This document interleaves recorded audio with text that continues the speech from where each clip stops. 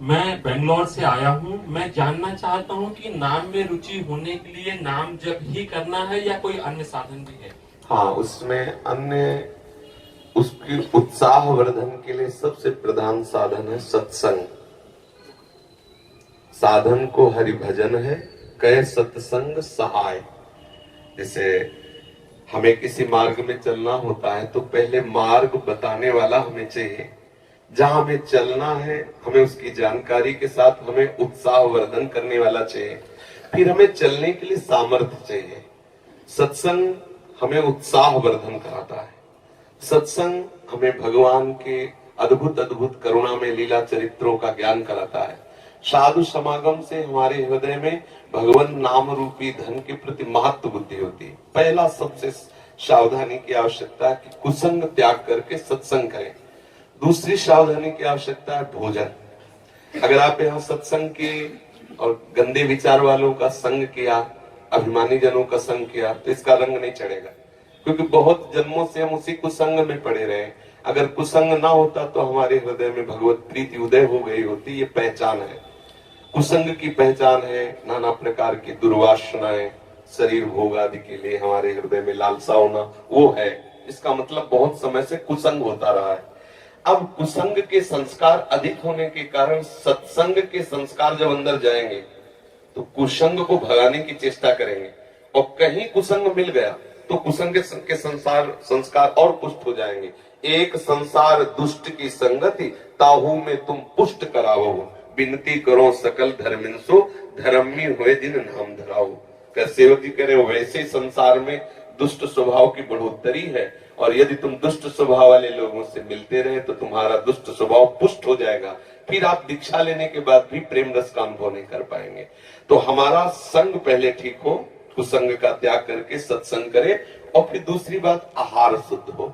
आहार शुद्धि सत्य शुद्धि, अर्थात हमारा आहार शुद्ध हुआ तो हमारा मन शुद्ध हो। ऐसे ग्रामीण भाषाओं में कहते हैं, जैसा खाओ अन्न वैसा बने मन, जैसा पियो पानी वैसी बने वाणी। ऐसे गांव में भी ऐसे चर्चाएं होती है। तो हमारा अन्न ठीक होना चाहिए, भोजन ठीक होना चाहिए। सात्विक भोजन भगवान को अर्पित करके, प्रियालाल को अर्पित करके पाया जाए। साधु समागम किया जाए, शास्त्रों का स्वाध्याय किया जाए। भगवान शंकराचार्य जी ने साधन पंचक का दान किया है। उसमें से आगे आगे के 5 शब्द हम बताते हैं।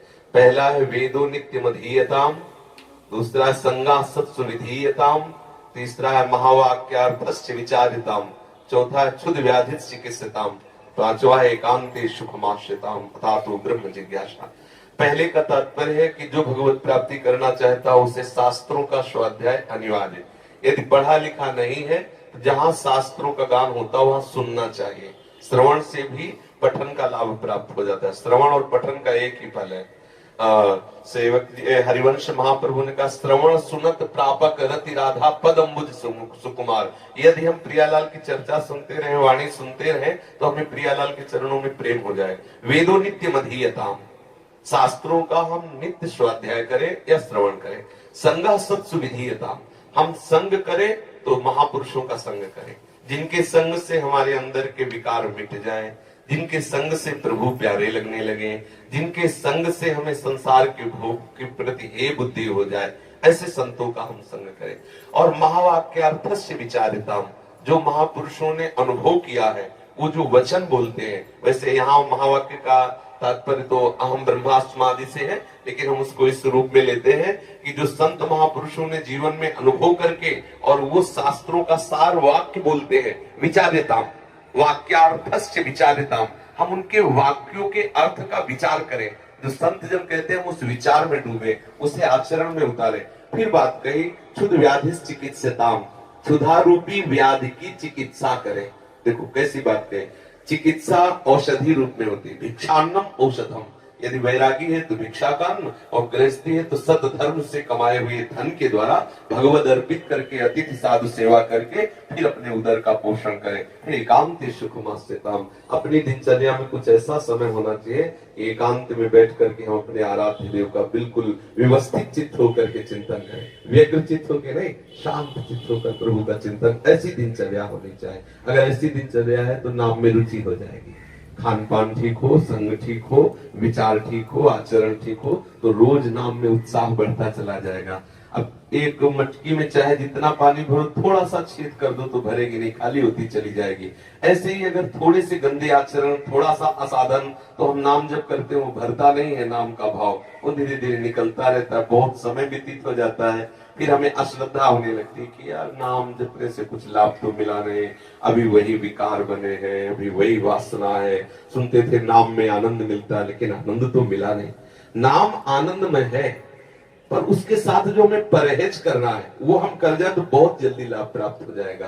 धीरे धीरे धीरे धीरे नाम का प्रभाव ऐसा चढ़ेगा कि जिह्वा को और कुछ अच्छा ही नहीं लगेगा। ये जो षट्रस आदि व्यंजन है बिल्कुल अच्छा नहीं लगेगा। देखो, जिसको सांप काटता है ना गाँव में, उसे नीम की पत्ती खवाई जाती है पहचान करने के लिए, जहर चढ़ गया कि नहीं। पूछा जाता है कैसा लगा, उसने कहा कड़वी, तो बोले सांप जहरीला नहीं था क्योंकि जहर नहीं चढ़ा। और अगर उसने बोला कि नीम की पत्ती मीठी, तो बोले बस सांप का जहर चढ़ गया। संसार कैसा, दुखालयम, बोले नहीं मुझे सुखी ले, सुखमय लग रहा है, बोले जहर चढ़ गया। ये काल रूपी सर्प का जहर चढ़ गया, क्योंकि विषय मुझे जो दुख देने वाले वो सुखमय लग रहे हैं। अब झाड़ने फूकने वाले अपना मंत्र शुरू कर देते हैं। संत महात्मा है झाड़ने फूकने वाले, उपदेश दे के, मंत्र दे करके उसके विष को उतारते हैं। और जब तक वो विष नहीं उतरता तब तक उसे नीम मीठी लगती है। जब तक तुम्हें संसार के भोग अच्छे लग रहे हैं, तो समझ लो अभी जहर उतर नहीं रहा है। बराबर मंत्र जाप करते रहो, बराबर सत्संग करते रहो, और जहां जहर उतरा तो राधा नाम सुधार तुम जिह्वास्त में पियो। आंखों से आंसू आएंगे, जिह्वा से नाम निकलेगा, रोम रोम खड़ा हो जाएगा। ऐसा नाम महासुखमय है, पर हम अभ्यास करते रहे। जिन संतों को स्वाद मिला नाच नाच करके जगत को पावन कर दिया, हरि यश गा करके, इसलिए नाम जापक को चाहिए कि भोजन और संग दो पर दृष्टि रखे। भले उपवास करना पड़े, अशुद्ध अपवित्र जिसे हम जानते नहीं, जिसके चरित्र को हम नहीं जानते, उसके हाथ का ना पावे। पता नहीं कौन से आचरण करके कैसा लाया है भोजन, वो हमारी बुद्धि को कैसा प्रभावित कर दे। ये अगर दो बात ध्यान रहे, संग और भोजन, तो हमारा भजन बढ़ता चला जाएगा।